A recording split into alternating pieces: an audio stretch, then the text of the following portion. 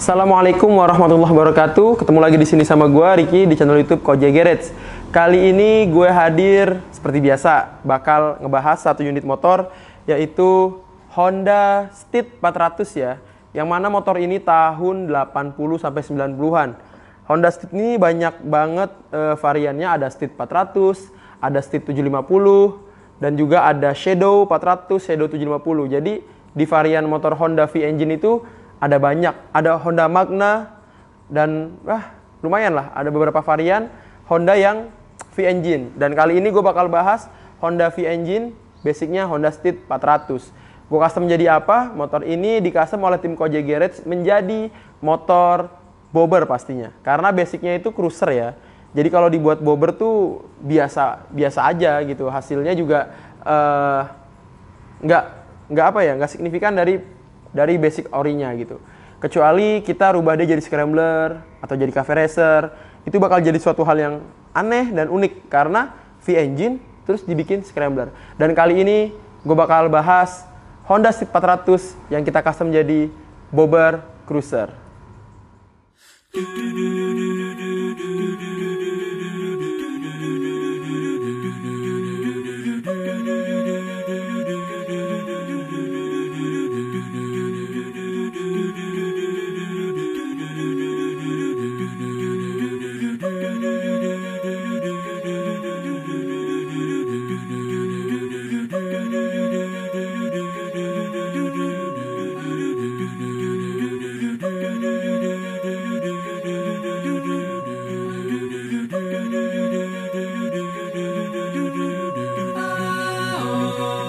Detail-detail dari motor Honda Steed ini, diantaranya ada headlamp.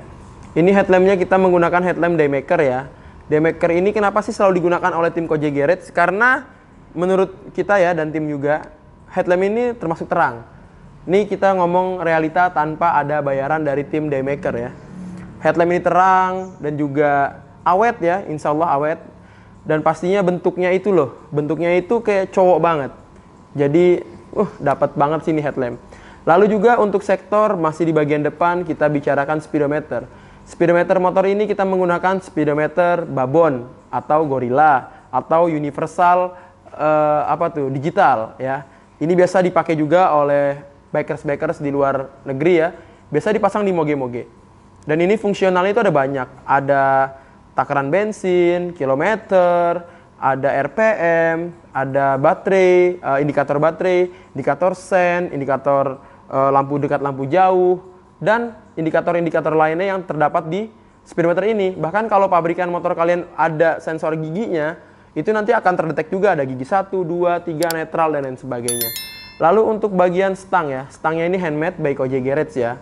Lalu juga untuk bagian handle motor ini kita bawaan dari motornya yang kita rapikan.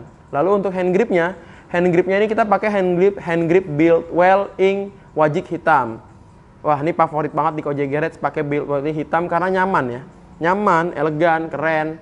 Nah, seperti itulah. Lalu untuk spion ya. Spionnya ini kita menggunakan spion Rizoma.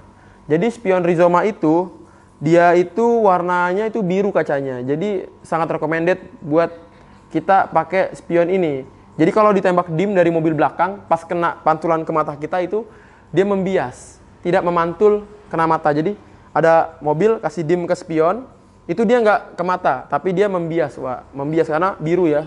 Standar-standar di Eropa tuh rata-rata lampu-lampu spionnya itu biru.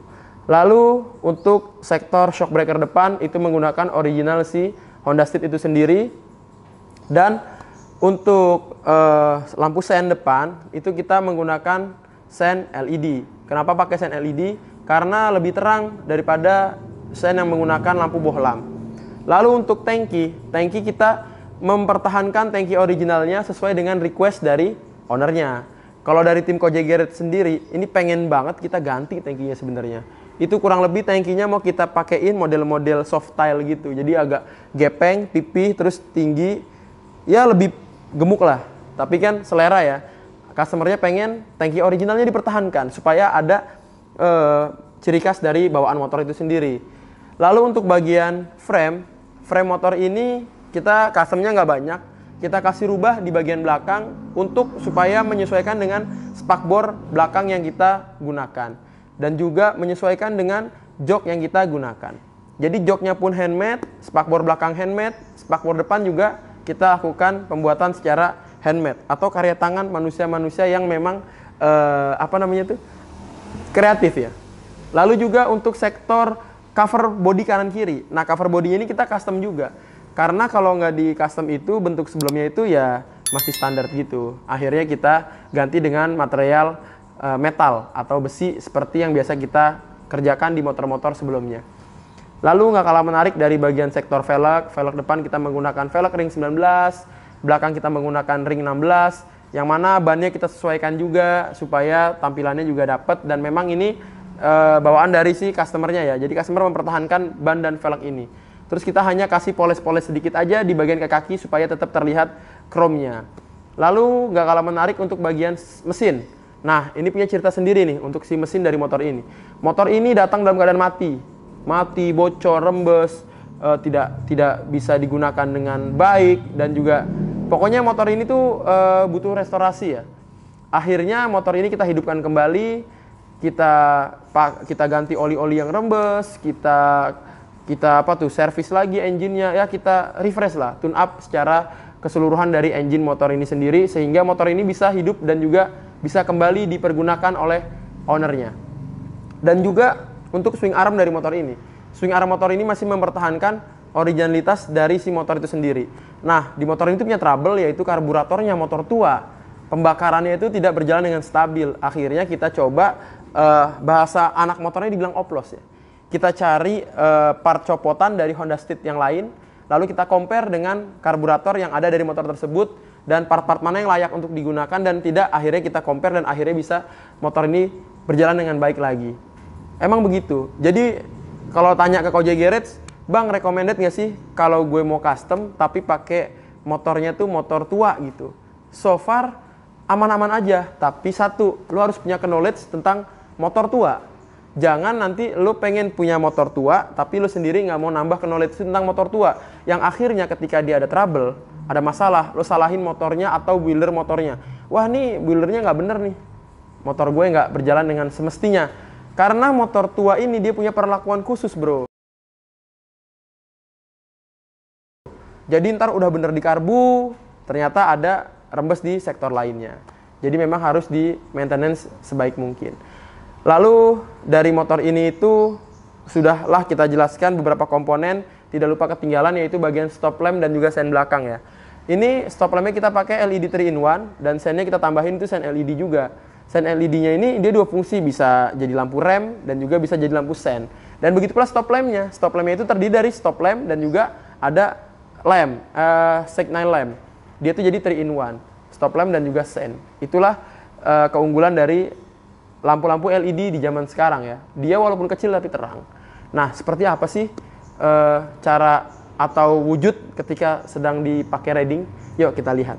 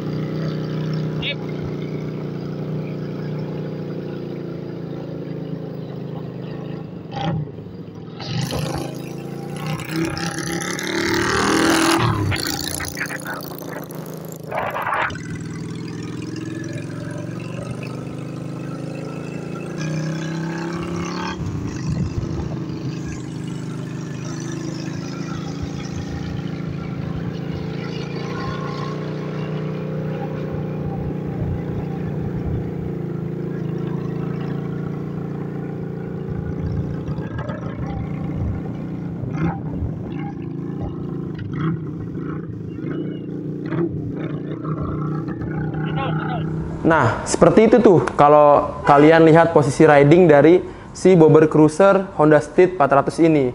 Yang mana memang banyak sekali mempertahankan dari bawaan dari motor itu. Tapi kita kasih tampilan yang lebih baru ya, refresh ya. Jadi kayak catnya diperbaharui dan lain sebagainya. Tapi kenapa sih kok customernya mempertahankan? Karena customernya udah habis-habisan bro ngurusin mesin ya. Itulah, kalau motor tua dan dapatnya dalam keadaan mati, itu tos-tosan. Lo bisa beruntung, lo servis nggak banyak, tapi lo bisa nikmatin dengan harga yang murah. Tapi minusnya kalau kayak gini, lo beli murah, tapi lo akhirnya habis duit lo buat ngerapiin mesin. Nah ini nih, dan mesin ini kan butuh maintenance. Nanti habis dibenerin, besoknya minta dibenerin lagi, besoknya minta dibenerin lagi. Jadi saran gue pribadi, gue nggak ngelarang kalian buat custom dari motor tua. Yang penting satu, ketika lo ngambil motor tua tersebut, lo tahu histori dari motor itu. Historinya nih orang sebelumnya pemakainya gimana, kapan terakhir servisnya, track record servisnya juga harus tahu. Dan juga motor ini tuh sebelumnya tuh punya penyakit apa aja. Jadi ketika lo terima, lo tahu apa aja yang harus lo lakukan. Jadi lo nggak kecebur habis banyak hanya untuk ngurusin si mesin. Supaya customnya maksimal, pastinya sih seperti itu. Ya, kalau kalian pengen custom di Kojek Garage, caranya gimana sih bang? Kalian bisa WhatsApp ke admin kami ya, nomornya ada di deskripsi. Dan juga mau lihat hasil-hasil garapan motor Kojek Garage by foto, kalian bisa lihat di Instagramnya @kojekgarage. Dan kalau kalian pengen datang langsung, bisa datang ke workshop Kojek Garage, itu di Jalan Arya Putra nomor 46. Kalau di Google Maps, kalian ketik aja Kojek House dan Garage. Dan kalian di situ bisa ketemu sama gue langsung, dan kita bisa bahas apa motor impian kalian yang mau diwujudkan. Jadi kita sama-sama nanti diskusi dan kita sama-sama temukan titik tengahnya supaya bisa custom motor di Kojek Garage. Gua rasa sekian, mohon maaf bila ada salah kata. Wassalamualaikum warahmatullahi wabarakatuh.